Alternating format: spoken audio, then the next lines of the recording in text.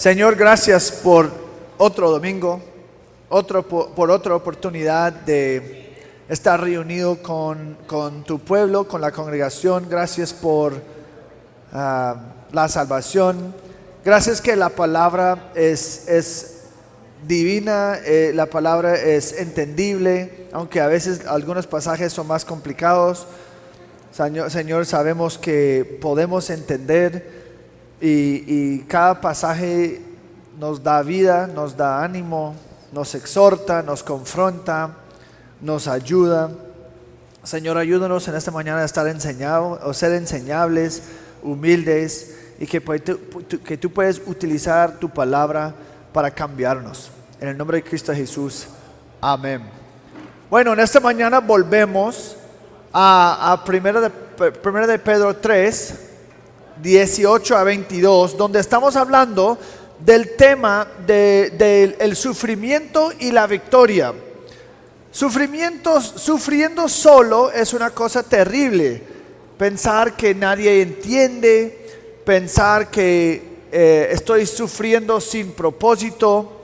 Y muchas veces cuando estamos en la vida estamos sufriendo, pues se siente así, se siente que estamos perdiendo, se siente como estamos sin esperanza, o que estamos sufriendo solos. ¿Por qué? Porque nosotros no tenemos una perspectiva divina que Dios tiene y que necesitamos en el área de sufrimiento. Para nosotros el sufrimiento se siente como una derrota, porque en términos humanos hemos sido superados, ¿no?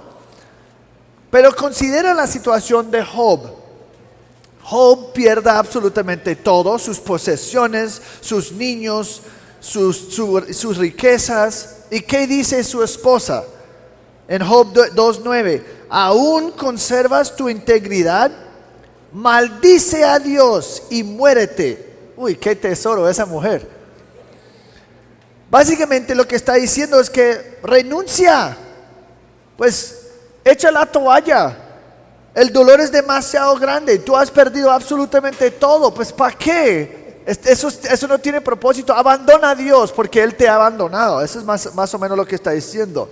Pero si Job pudiera haber visto en ese momento de dolor que realmente lo que estaba pasando entre bastidores o detrás de lo que era evidente, lo que hubiera visto es que Satanás estaba perdiendo en ese momento. Satanás estaba siendo humillado, avergonzado, mostrándolo ser impotente.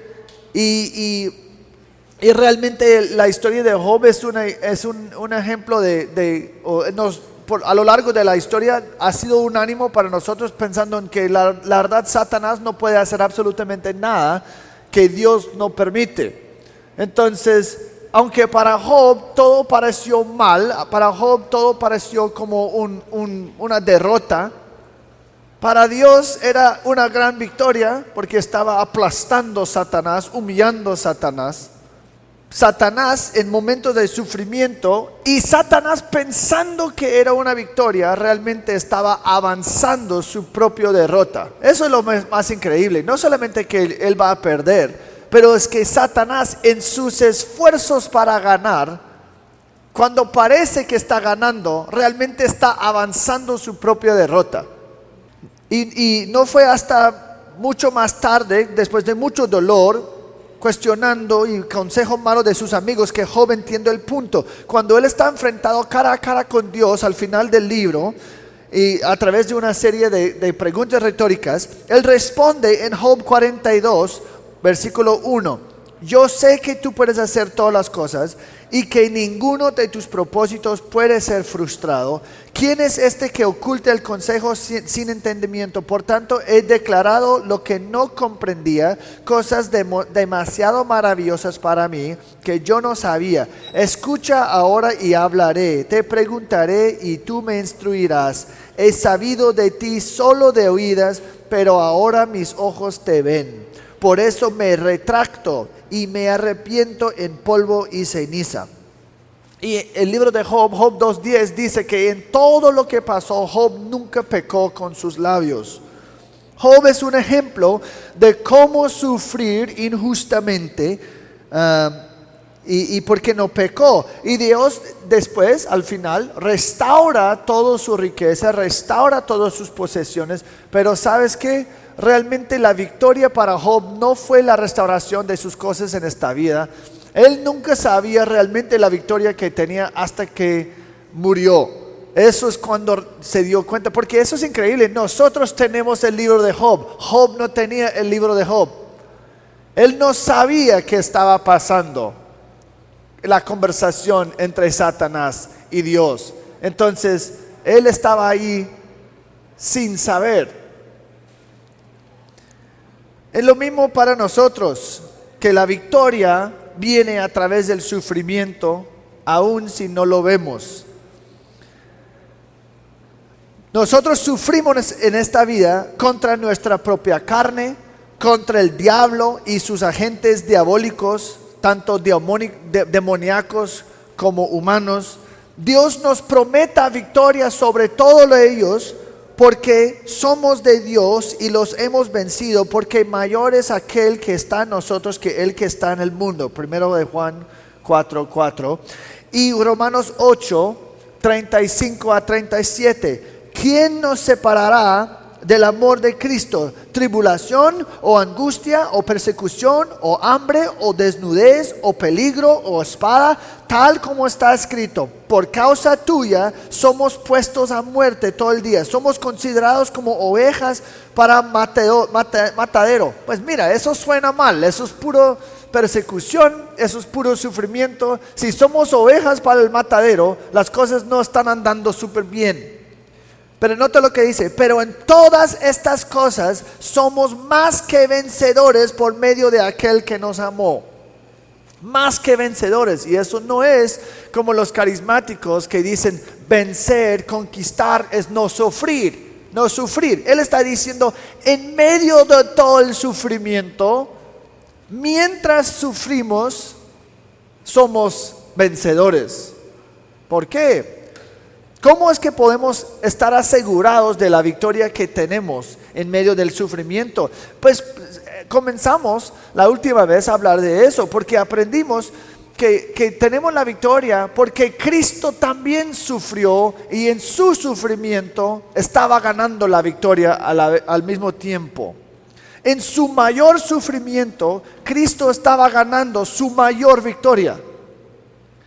Y Pedro nos da como un ejemplo. No es un ejemplo, Cristo sufrió, entonces también nosotros tenemos que sufrir. No, este pasaje es: Cristo sufrió para animarnos que cuando nosotros sufrimos, nosotros vamos a experimentar la misma victoria, porque Cristo ganó victoria, nosotros también vamos a ganar.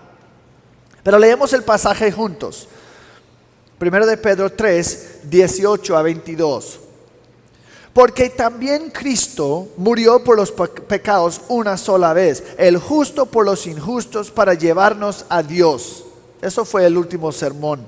Muerto en la carne, pero vivificado en el Espíritu. En el Espíritu también fue y predicó a los espíritus encarcelados, quienes en otro tiempo fueron desobedientes, cuando la paciencia de Dios esperaba en los días de Noé durante la construcción del arca, en la cual unos pocos, es decir, 8 personas, fueron salvadas por medio del agua. Y correspondiendo a esto, el bautismo ahora los salva a ustedes, no quitando la suciedad de la carne, sino como una petición a Dios de una buena conciencia, mediante la resurrección de Jesucristo, quien está a la diestra de Dios, habiendo subido al cielo después de que lo habían sido sometidos ángeles, autoridades y potestades. Y lo que aprendimos la última vez es que el propósito principal de esta sección es mostrar la transición o el camino de Cristo desde el sufrimiento hasta la exaltación. Él sufrió, pero terminó en la exaltación. Y nosotros vamos a ver que ese es el mismo camino que nosotros andamos. A través del sufrimiento alcanzamos la exaltación. Y vimos esto principalmente en varias victorias que Cristo estaba ganando en su sufrimiento. Primero, Cristo tenía victoria sobre el pecado. Dice, porque también Cristo murió por los pecados una sola vez, el justo por los injustos. Aquí es la primera indicación que su sufrimiento no fue una derrota, fue una victoria. Fue un triunfo. Su muerte fue realmente cumpliendo algo, logrando algo. En particular, estaba pagando por el pecado. En la cruz, en su momento de mayor sufrimiento, Él estaba actuando como nuestro sustituto, llevando el pecado tomando el pecado en sí y cancelando el documento de deuda que consistía en decretos contra nosotros y que nos era adverso. Y Él lo ha quitado de en medio, clavándolo en la cruz. Colosenses 2:14. En la cruz, en su muerte, Él estaba quitando la deuda de pecado que tenemos. Entonces, al lidiar con el pecado una vez para siempre en su muerte sustitutiva, su sufrimiento y muerte realmente demostraron ser una victoria y gloria para nosotros. Número 2, vimos la victoria de Cristo sobre el juicio, porque dice, para llevarnos a Dios. Esa es la razón que murió. Él murió para llevarnos a Dios. Pedro está diciendo que su muerte estaba cumpliendo y logrando la reconciliación. Como enemigos previos, ahora nosotros podemos entrar su presencia. Eso es Efesios 3, 11 a 12. En Cristo Jesús nuestro Señor, en quien tenemos libertad y acceso a Dios con confianza. Un pecador nunca puede entrar la presencia del Señor con confianza, porque un pecador enfrenta un Dios santo que va a castigar pecadores, porque Él es justo. Pero cuando mis pecados están quitados, cuando yo soy perdonado, no hay nada para temer. No hay ira, no hay rabia, digamos, contra mi pecado. La justicia de Dios está satisfecho. Eso se llama la propiciación. Entonces ya no hay más ira para mí. Entonces, como cristianos, siendo en Cristo, estando en Cristo, nosotros podemos entrar y tener acceso a Dios con confianza, no con temor. Pero hoy vamos a ver no solamente su victoria sobre el pecado y el juicio, sino su victoria sobre la muerte. Dice, muerto en la carne, pero vivificado en el espíritu. Desde el principio podemos hacer algunas conclusiones sobre la muerte de Cristo. Realmente en este versículo es inevitablemente claro que Cristo realmente murió. Físicamente, usted es como, pues, obvio, pero sabes que eso no es tan obvio para algunos. Realmente a lo largo de los siglos muchas personas han dicho, pues Cristo realmente no murió. Los escépticos que no quieren creer porque aman sus pecados, ellos dicen, pues Jesús no realmente murió, es que Él desmayó en la cruz, y cuando lo sacaron, lo pusieron en la tumba, y por la frescura de la tumba Él revivió. Bueno, yo no voy a pasar tiempo hablando de eso, porque yo dudo que algunos creen, que de muchos de ustedes creen esa mentira. Esa es la mentira desde los judíos en el Nuevo Testamento. Dile que alguien robó el cuerpo. Y es que esas mentiras que porque estaba vacío la tumba y Cristo no estaba. Mire, los romanos eran expertos, ellos sabían cuando alguien estaba muerto, entonces por eso estaban quebrando las piernas de los otros dos criminales, porque no estaban muertos, y cuando vieron a Cristo dijeron que pues no hay necesidad porque ya se murió. Ellos eran expertos en eso. Entonces lo que este pasaje está diciendo es que Cristo realmente murió en la carne, en su cuerpo físico. Él murió. En su humanidad, Jesús realmente fue matado, asesinado. Él realmente experimentó la ira de Dios por el pecado. cuyo pago es la muerte. Romanos 6:23. Al morir, Él tomó nuestro lugar en la muerte. Pero nota lo que dice, pero vivificado en el Espíritu. Aquí Pedro está dándonos un contraste muy fuerte. Muerto en la carne, pero vivificado en el Espíritu. Jesús murió en la cruz en su cuerpo físico, pero en su espíritu nunca o no murió, fue vivo.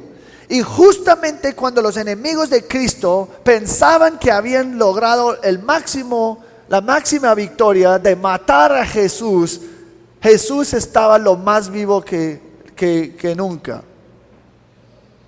Él estaba cumpliendo su victoria final, derrotando la arma mayor del pecado, que es la muerte. Y la muerte también es nuestro mayor enemigo. Entonces en el momento más bajo, digamos, de la vida de Cristo, cuando Él está muerto y matado en la cruz como un criminal común y corriente, desnudo allí en la cruz, Él estaba ganando la mayor victoria, conquistando la muerte.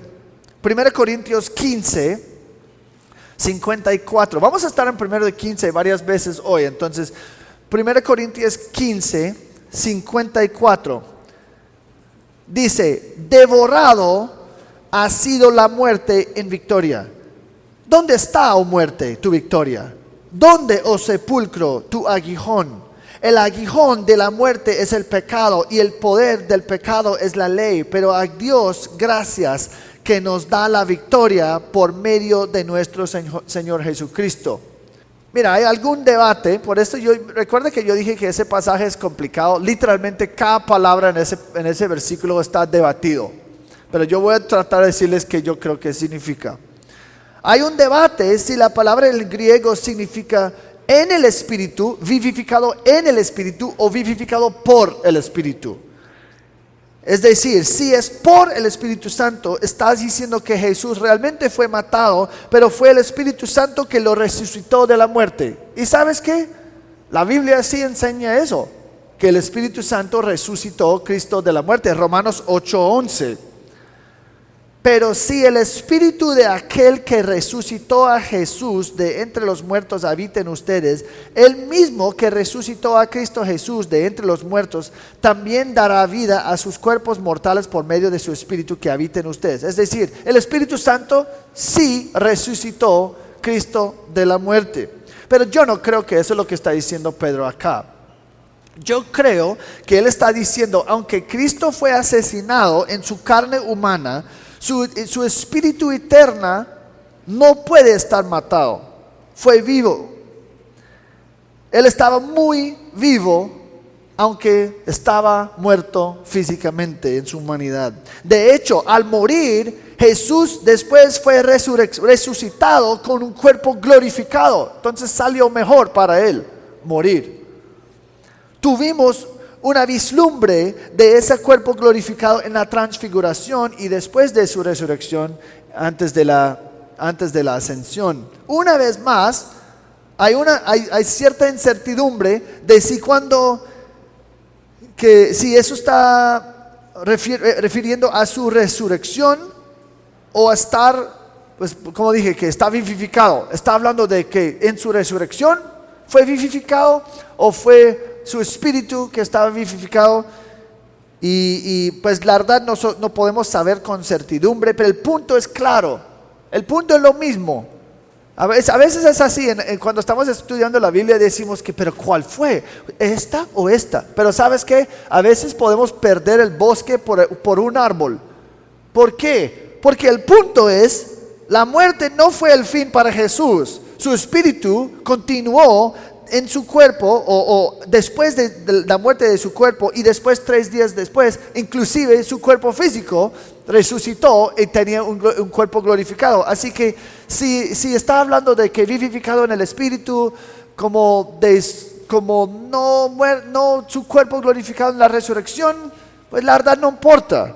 aunque yo creo, me inclino a pensar que se refiere a su resurrección. Porque Jesús no imaginaba, Pedro no imaginaba a Jesús meramente viviendo en el intervalo entre su muerte y resurrección en términos de un espíritu humano. Él estaba pensando en la resurrección de Cristo. ¿Por qué? La palabra vivificado, que está aquí, se usa 11 veces en el Nuevo Testamento y 8 veces habla directamente de una resurrección de la muerte. Entonces, pues no podemos ser dogmáticos, pero yo creo que es eso, porque eso es comúnmente como la palabra se usa. Y no está hablando de un espíritu que está vivo en un estado intermedio. Normalmente nunca se usa así. Entonces yo no creo que se use así en este momento. Eso significa que la muerte no podía derrotar a Jesús. De hecho, la muerte fue un paso importante en el camino hacia la victoria para Jesús. Y cuando Él vuelva, Él va a vencer la muerte una vez para siempre. Y eso tiene gran implicaciones para nosotros también. Significa que nosotros mismos vamos a estar resucitados en el futuro. Vamos otra vez a 1 Corintios 15 y vamos a pasar algunos minutos ahí.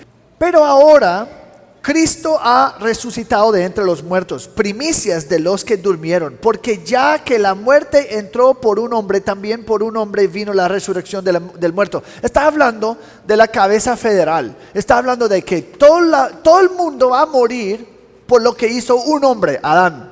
En la misma manera que todo el mundo va a morir por el acto de un hombre, Adán, nuestra cabeza federal en la humanidad, todo el mundo va a resucitar por nuestra cabeza federal, quien es Cristo Jesús, el segundo Adán. Porque así como en Adán todos mueren, también en Cristo todos serán vivificados. Pero cada uno en su debido orden. Cristo las primicias, luego los que son de Cristo en su venida. Entonces vendrá el fin, cuando Él entregue el reino al Dios a Padre, y Dios y Padre, después de que haya terminado con todo dominio y toda autoridad y poder. Pues Cristo debe reinar hasta que haya puesto a todos sus enemigos debajo de sus pies, y el último enemigo que será eliminado es la muerte. Ahora vamos a versículo 40. Pero está diciendo, nosotros seremos vivificados también, resucitados, porque Cristo venció y derrotó la muerte. Versículo 40. Hay asimismo cuerpos celestiales y cuerpos terrestres, pero la gloria del celestial es una y la del terrestre es otra. Versículo 42. Así es también la resurrección de los muertos. Si siembra un cuerpo corruptible, se resucita un cuerpo incorruptible. Se siembra en deshonra. Mira, todas las cosas que dice son nosotros en este momento. Hombres pues salvos, pero en cuerpos caídos. Se siembra en cuerpo corruptible, este cuerpo. Se resucita en un cuerpo incorruptible. Se siembra en deshonra, ese cuerpo. Se resucita en gloria. Se siembra en debilidad, este cuerpo. Se resucita en poder. Se siembra un cuerpo natural, obviamente este cuerpo. Se resucita un cuerpo espiritual. Si hay un cuerpo natural, hay también un cuerpo espiritual. Así también está escrito: el primer hombre, Adán, fue hecho alma viviente. El último Adán, Jesús, espíritu que da vida. Sin embargo, el espiritual no es primero, sino el natural, luego el espiritual. El primer hombre, nuestro cuerpo en esta tierra, es de la tierra, terrenal. El segundo hombre, que es el cuerpo en la resurrección, es del cielo. Como es el terrenal, así son también los que son terrenales. Y como es el celestial, así son también los que son celestiales. Y tal como hemos traído la imagen del terrenal, es decir, como Adán, nosotros llevamos carne, traeremos también la imagen del celestial en cuerpos resucitados. Entonces está diciendo que ahora somos débiles, ahora somos corruptibles, ahora somos como corrompidos, pero no siempre va a ser así. No siempre va a ser así. Pero antes de que el cuerpo glorificado esté, tenemos que morir. Cuando morimos es cuando comienza esa transformación. Y vemos eso en 1 Corintios 15:51. Dice, todos seremos transformados en un momento, en un abrir y cerrar de ojos, a la trompeta final, pues la trompeta sonará y los muertos resucitarán incorruptibles y nosotros seremos transformados, gloria a Dios. Porque es necesario que esto corruptible se vista de incorrupción y esto mortal se vista de inmortalidad. Pero cuando esto corruptible se haya vestido de incorrupción y esto mortal se haya vestido de inmortalidad, entonces se cumplirá la palabra que está escrita: devorado ha sido la muerte en victoria. ¿Dónde está, oh muerte, tu victoria? ¿Dónde, oh sepulcro, tu aguijón? Y eso ya leímos. ¿Y por qué eso es buena noticia para nosotros? Porque en los momentos del más sufrimiento más profundo o la persecución, sabemos que este mundo no es todo que hay. Este cuerpo que me está fallando no es mi morada para siempre. Y claro, si ustedes tienen más años o más problemas de salud y más debilidades, pues eso es súper buena noticia. Que este cuerpo débil, gordo, feo, no sé qué, debilitada, incapacitada, es que ya no va a ser así.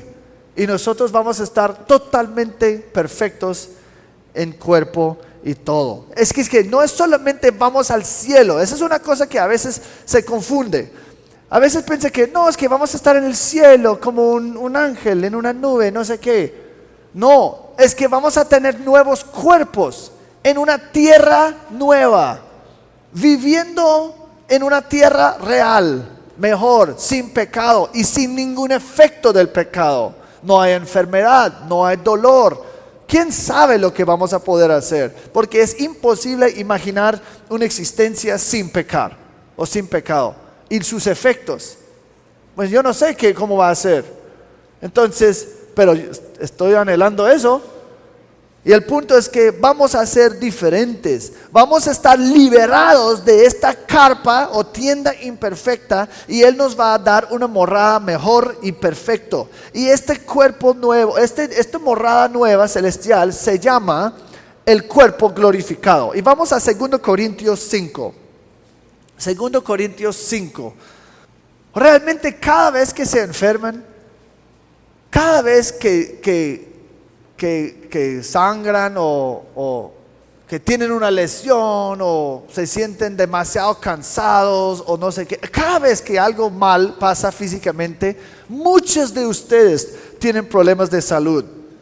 Ustedes más que todos deben estar meditando en esta, porque lo que pasa es que nosotros, mejor dicho, nosotros no estamos meditando en que un día todo va a estar reemplazado con algo mejor. Solamente nos quejamos aquí en el presente. No, me duele, no, qué mal, no, estoy enfermo, no sé qué, tengo cáncer, y quejamos.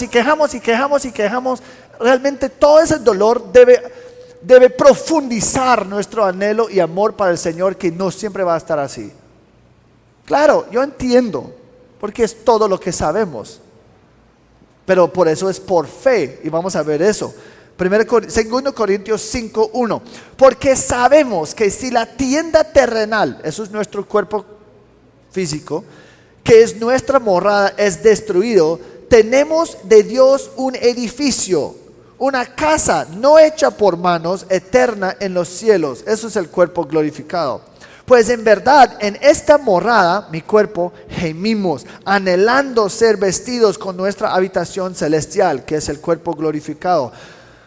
Y una vez vestidos, no seremos hallados desnudos, porque asimismo los que estamos en esta tienda, cuerpo, gemimos agobiados, pues no queremos ser desvestidos, sino vestidos, para que lo mortal sea absorbido por la vida. Versículo 6. Por tanto, animados siempre y sabiendo que mientras habitamos en el cuerpo, mi tienda física, estamos ausentes del Señor. Versículo 7. Porque por fe andamos, no por vista.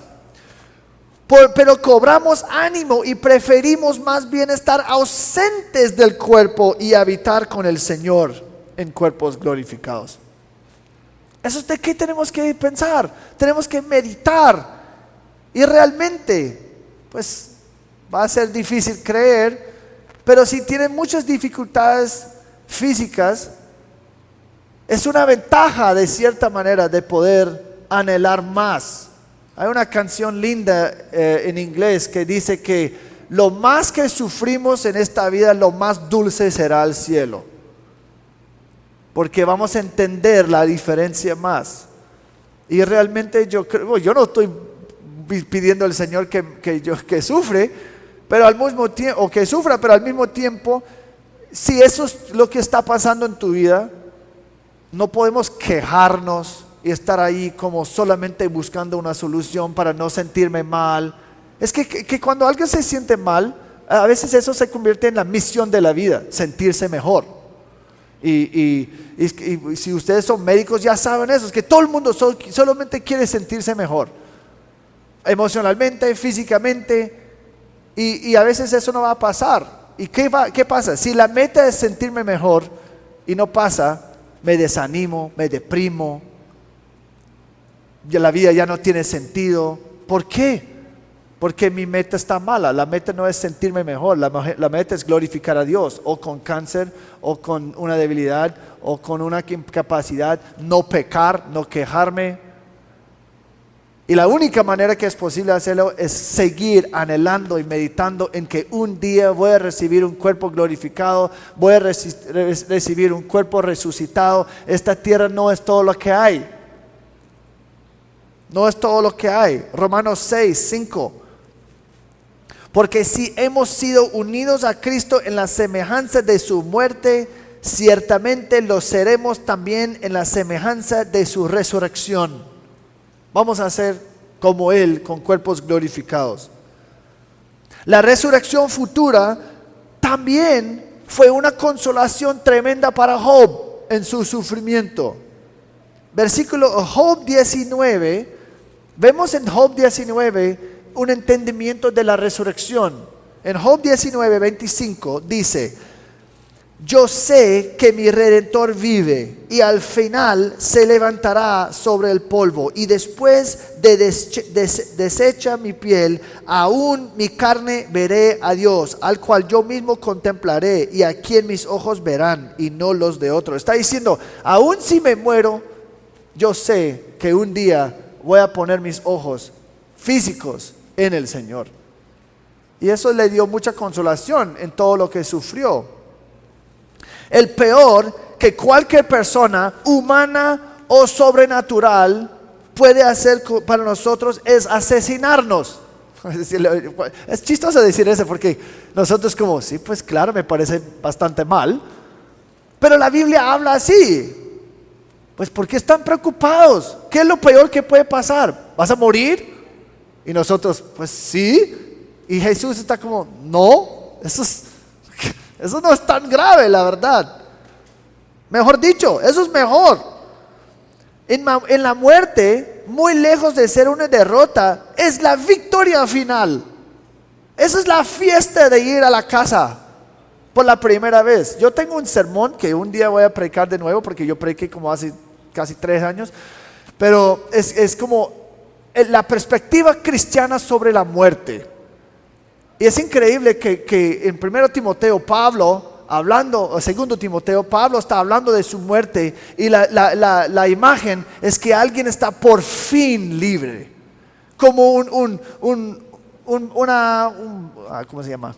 ¿Un becerro? No, sí, un becerro bajo un yugo, y un buey bajo un yugo, y la imagen es cuando quita el yugo y ahora está libre para soltar, o está suelta para estar en el campo comiendo libre. Esa es la imagen, esa es la palabra que Pablo usa cuando habla de la muerte.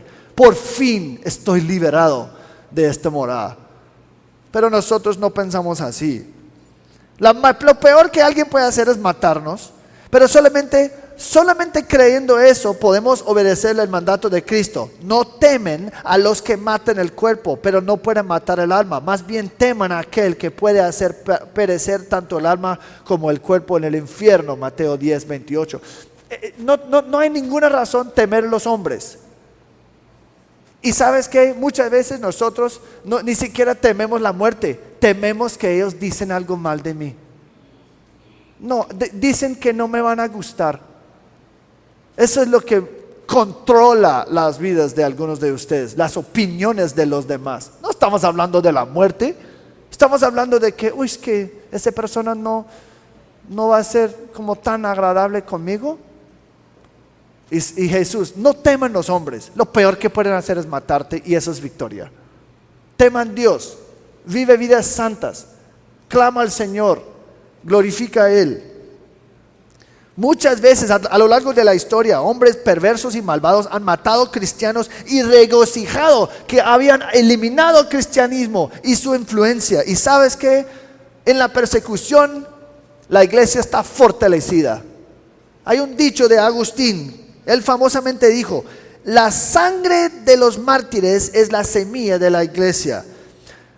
Esa es la parte que quizás han escuchado, pero hay más a ese dicho o de esa cita. De la tierra ensangrentada del martirio levanta una mayor cosecha de almas, inspirada por la dedicación de hombres fieles que estaban listos a renunciar inclusive sus vidas para Cristo. Considera la muerte de Esteban. Él murió y de este muerto tenemos Pablo. Pablo fue impactado por eso. Entonces, mira, ellos pensaban: vamos a aplastar a ese hombre, vamos a matarlo, callarlo. Pero el problema es que formaron otro problema mucho peor para ellos, que se llamaba Pablo. Y Pablo fue pues inspirado, no tan claro, pero es como el punto es que realmente la muerte de Esteban probablemente era parte del proceso de la salvación de Pablo.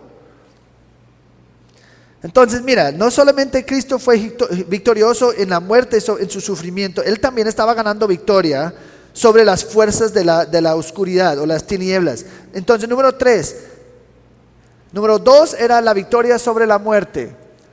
Número 3 es la victoria sobre la oposición espiritual. Versículos 19 y 20. En el cual también fue y predicó a los espíritus encarcelados, quienes en otro tiempo fueron desobedientes cuando la paciencia de Dios esperaba en los días de Noé. Versículo 19 comienza con el primero de varias declaraciones parentéticas dentro de su pensamiento principal. Dice, en el cual, que nos apunta o que nos señala para atrás a la declaración en el Espíritu. Y después comienza a explicar qué es lo que hizo Cristo en su victoria sobre la muerte. Fue y predicó a los espíritus encarcelados. Y esta frase también ha sido muy debatido y muchas opciones han sido propuestas, pero yo quiero mostrarles que no puede significar.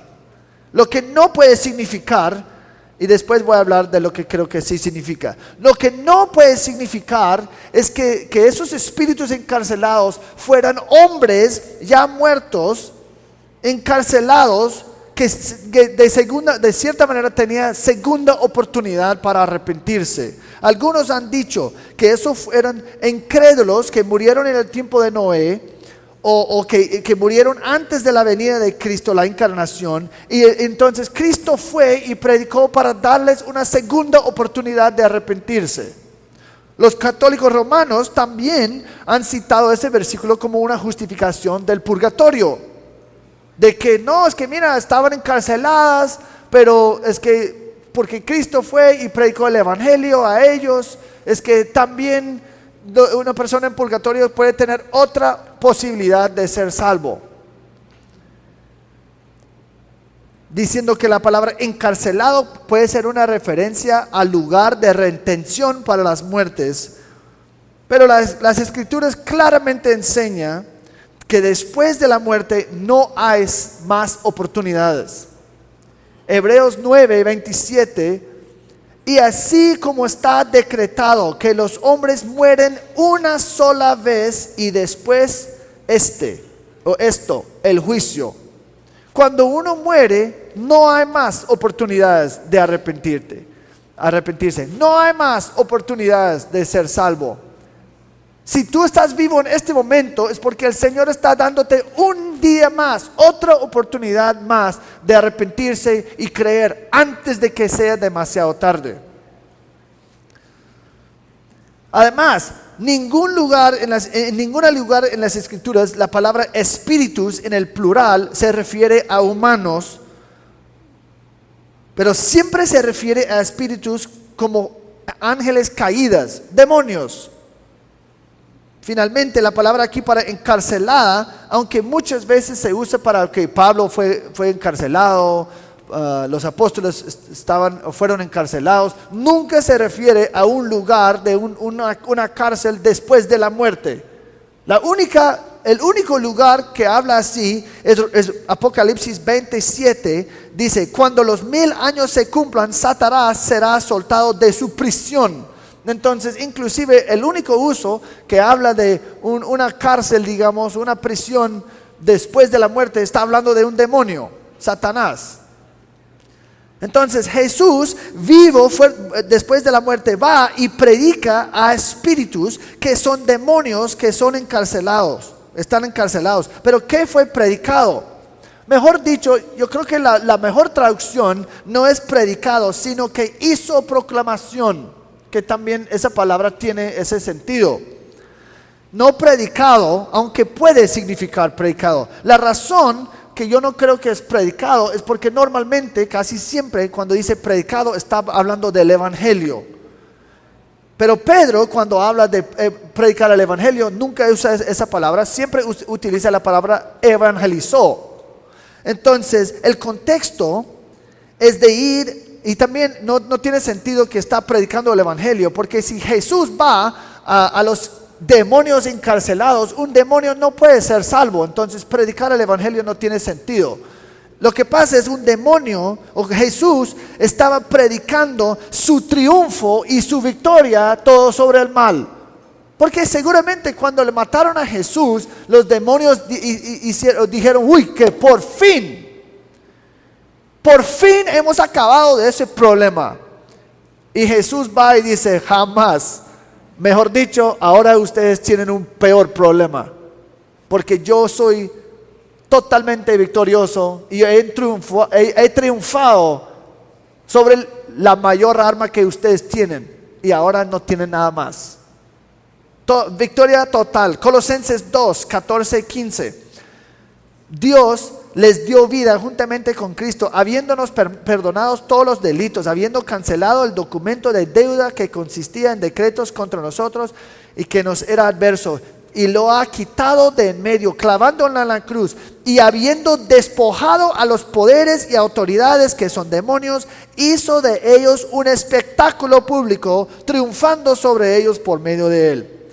Es decir, cuando él murió y cuando él resucitó, eso fue su momento más triunfal también. Triunfoso es como más que triunfal, triunfosísimo. Él tenía el triunfo. Pero ¿cuándo sucedió esta proclamación? Nadie sabe con certeza. Por siglos muchos han dicho que eso es lo que Jesús hizo entre la muerte en la cruz y la resurrección. Eso es que muchos han dicho esto. Que antes del tercer día fue a los demonios y predicó un sermón de condenación final y derrota. Pero ¿sabes qué?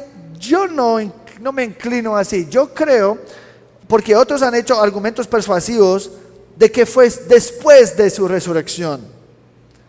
Sabemos que en el día de su muerte Jesús no estaba en el infierno, porque ¿qué dijo al malhechor? Hoy estarás conmigo en el paraíso. No dice que el infierno, no. Entonces está hablando con el paraíso. Pero en breve, realmente no hay ninguna manera de saber cómo es. Porque la Biblia no nos dice. Y entonces nosotros no podemos ser dogmáticos. Ni siquiera es el punto de pasaje. ¿Pero cuándo? ¿Pero cuándo? ¿Cuándo? No, el punto es que ¿qué sucedió? Y sabemos que este cárcel, esta prisión es un lugar verdadera, porque el pasaje dice que Jesús fue ahí. Él tenía que ir a ese lugar. Entonces hay una prisión de demonios, pero ¿dónde está? Tampoco sabemos. Pero no es el infierno, porque estos demonios están retenidos allí en ese lugar hasta el día el juicio del gran día, dice Judas 6. Y después del juicio del gran día van a estar echados en el infierno. Entonces no están en el infierno en este momento, están encarcelados en el prisión, pero no sabemos dónde está. Eso significa que la idea que Jesús fue al infierno no es verdad. Y muchos, ¿sabes qué? Algunos carismáticos dicen que Jesús fue al infierno para sufrir más el pecado. Pero esa es herejía, porque la Biblia dice que cuando Él murió en la cruz, ¿qué dijo? Consumado es. No había nada más pagar. Entonces, si Jesús fue al infierno, no fue consumado en la cruz. No fue al infierno para sufrir más, porque ya en la muerte terminó absolutamente todo. Esta proclamación entonces, Él lo hizo en un momento después de su muerte para demostrar su superioridad y su victoria final sobre ellos. Pero ¿a cuáles demonios hizo la proclamación? Hay tantas preguntas en este texto, pero ¿a cuáles demonios entonces? Nosotros encontramos la respuesta en la próxima frase. Quienes en otro tiempo fueron desobedientes cuando la paciencia de Dios esperaba en los días de Noé durante la construcción del arca. Esto es el segundo declaración parentética de Pedro, identificando esos demonios. Y eso nos lleva a Génesis 6, porque está hablando del tiempo de Noé. Y él dice que en otro tiempo, está hablando de hace mucho tiempo, y nos dice, en los días de Noé. Entonces tenemos que ir a la historia de Noé para saber qué está diciendo. Y con esas dos frases, en otro tiempo, hablando de Noé y que eran desobedientes, podemos ver el pecado y la desobediencia en Génesis 6, y después podemos ver la reacción de Dios a este pasaje. Vamos a Génesis 6.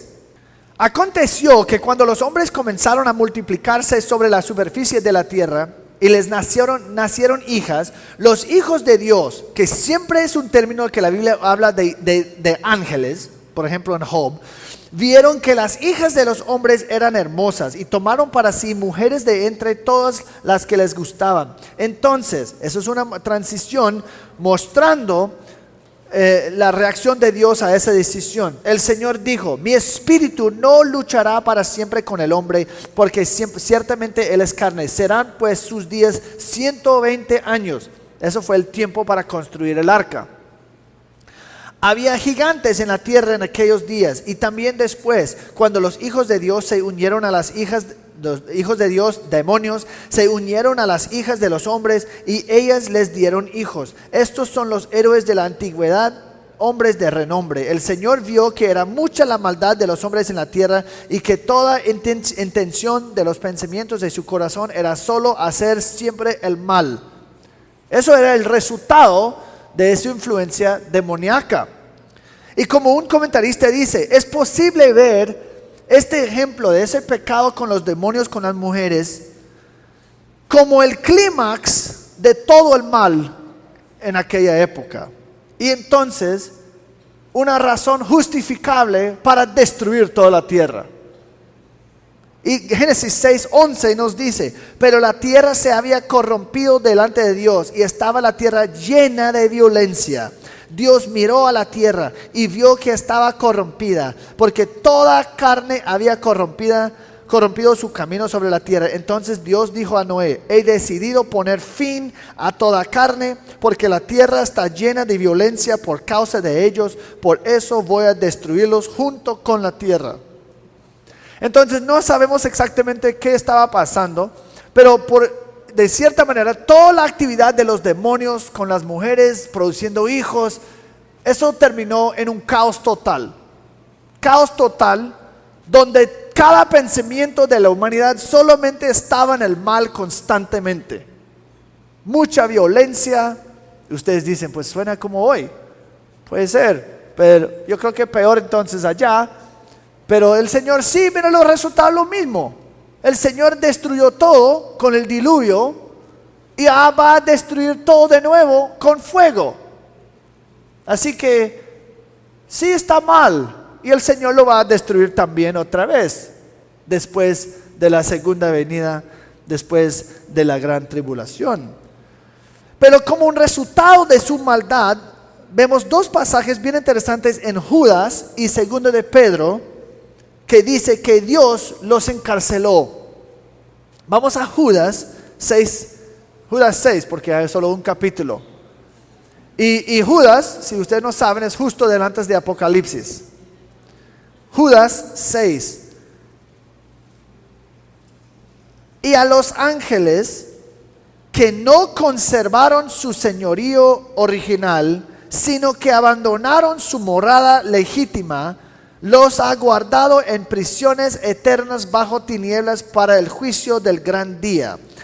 Entonces dice que habían algunos ángeles que ignoraron su lugar, ignoraron el señorío del Señor y comenzaron a hacer algo pecaminoso. ¿Qué fue? Versículo 7 nos dice: así también Sodoma y Gomorra y las ciudades circunvecinas, a semejanza de aquellos, puesto que ellas se corrompieron, y aquí es el pecado, y siguieron carne extraña. Carne extraña. En Sodoma y Gomorra, buscar carne extraña fue hombres con hombres, mujeres con mujeres, relaciones homosexuales. Eso es contra naturaleza. Y entonces lo que está diciendo aquí es que los demonios hicieron algo similar. ¿Qué sería eso? Demonios teniendo relaciones sexuales con humanos. Es contra naturaleza. No sabemos cómo, pero siguieron carne extraña. Segundo de Pedro 2:4. Porque Dios no perdonó a los ángeles cuando pecaron, sino que los arrojó al infierno y los entregó a fosos de tinieblas reservados para juicio. La palabra infierno no es el infierno como nosotros entendemos, es la palabra para como un abismo, una prisión. Y realmente ese es el próximo punto. Yo creo que el prisión es básicamente lo mismo que el abismo que habla en Apocalipsis. Eso no significa, porque Apocalipsis nos dice que hay ciertos demonios que sí están encarcelados en el abismo, pero no todos los demonios están en el abismo, porque hay evidencia amplia de que muchos están sueltas. Pues eso, pues, lee la Biblia, es que todo el ejemplo de demonios ahí haciendo cosas, eso es porque hay algunos que no están ahí encarcelados. Sin embargo, hay algunos que sí todavía están encarcelados y van a estar allá hasta el día de juicio final. Y yo no me siento nada de como tristeza para los demonios, pero yo siempre pensaba que, oye, qué triste que esos demonios están allí por toda la eternidad en ese encarcelado. Por lo menos los otros están ahí sueltos para hacer hacer su caos, pero esos pobrecitos no son pobrecitos, es lo que merecen. El Señor es justo en condenarlos, pero siempre me ha impactado que es como esos demonios tenían que haber sido especialmente horribles para encarcelarlos para toda la historia de la humanidad. Entonces, algunos están encarcelados hasta el día del gran juicio, cuando van a estar echados en el infierno. Otros en el abismo van a estar como sueltos en la gran tribulación en Apocalipsis 9 para causar caos. solamente para estar también juzgado en el día de juicio. Si quieres leer eso, no tengo tiempo, es Apocalipsis 9, 1 a 4 y versículo 11, que habla que en la gran tribulación van a soltar una cantidad de demonios para atormentar las personas ahí. Entonces, en su muerte, Jesús no solamente conquistó la muerte, pero también conquistó Satanás, también conquistó los demonios. Primero de Juan 3:8 dice: el Hijo de Dios se manifestó con este propósito, para destruir las obras del diablo. Hebreos 2, 14 y 15. Así que por cuanto los hijos participan de carne y sangre, también Jesús participó de lo mismo, para anular mediante la muerte el poder de aquel que tenía el poder de la muerte, es decir, el diablo. Tenemos que eliminar esta idea de que hay una gran guerra entre Dios y el diablo y no sabemos qué va a pasar. Satanás ya está vencido. Yo no tengo que preocuparme de que Satanás me va a ganar, que me va a derrotar. Satanás ya está vencido. Él es un perro en una cadena. No puede hacer absolutamente nada que Dios no termina o permite que haga. No tenemos que temer a Satanás, pero tampoco debemos ser como los falsos maestros que dice segundo de Pedro, Judas, que estamos como hablando de demonios como no eran nada. Tienen más poder que nosotros. La única razón que no tenemos miedo de eso es porque creemos un Dios que es muchísimo más soberano y poderoso que ellos. Mira, siempre me fascinaba que es como hay una gran batalla al final del tiempo. Ni siquiera sé qué capítulo es, pero yo le puedo decir el relato. Es que es como, mira, es que hay una gran batalla y Satanás con todos sus demonios y todo. Y estás como, uy, con todas las películas que he visto, que eso va a ser una guerra espectacular. Y es que todas las naciones están allí contra Dios. Y dice, y Dios bajó, abre su boca y todos murieron. Como, pero súper chévere para nosotros, no tanto una buena película, porque yo creo que si la última escena de la película es así, pues es un poco anticlimático, pero pues es el punto. No es difícil para Dios aplastar a Satanás. Ya lo hizo y lo va a hacer otra vez después del milenio, en un momento. Y todos los oponentes de Dios en un segundo van a estar aplastados. Satanás en ese número. Así que no tenemos que temer.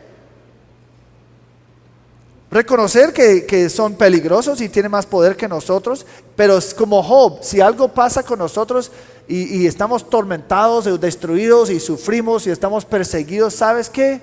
Es porque Dios sabe que eso es lo mejor para nosotros y esa es la razón que está pasando. Entonces, en conclusión, ¿qué podemos sacar de eso? Me siento un poco raro porque ese pasaje es que pasa mucho tiempo explicando, y no tanto pues aplicación, digamos, pero realmente sí hay aplicación. Jesús realmente fue matado, resucitado, venciendo la muerte y sus enemigos espirituales. Y Él va y declara victoria sobre todo de ellos, anunciando una vez para siempre, Satanás y sus demonios están aplastados. Pero ¿qué significa para nosotros hoy? Cuando estamos siendo perseguidos o sufriendo, puedes sentir que estamos perdiendo, que estamos siendo derrotados. Pero en la misma manera que Cristo a través del sufrimiento ganó la gran victoria, nosotros a través del sufrimiento estamos en el camino hacia la exaltación y la victoria. Nosotros vamos a estar resucitados con Él en la muerte, y en ese momento vamos a ver nuestra victoria final sobre la vida, o sobre la carne, sobre la muerte, sobre el pecado. Y como un comentarista dijo, Cristo por su muerte y resurrección ha salido victorioso sobre todos los poderes opuestos. Una victoria en cual los cristianos fieles, también vamos a compartir en la misma victoria. Y eso también nos anima a los cristianos que permanecer fieles en momentos de persecución y sufrimiento, sabiendo que la victoria de Cristo sobre todo el mal también es nuestra victoria. Entonces nosotros podemos permanecer fieles con perseverancia. El diablo no puede derrotarnos, él no puede superarnos, aun si ruja muy fuerte.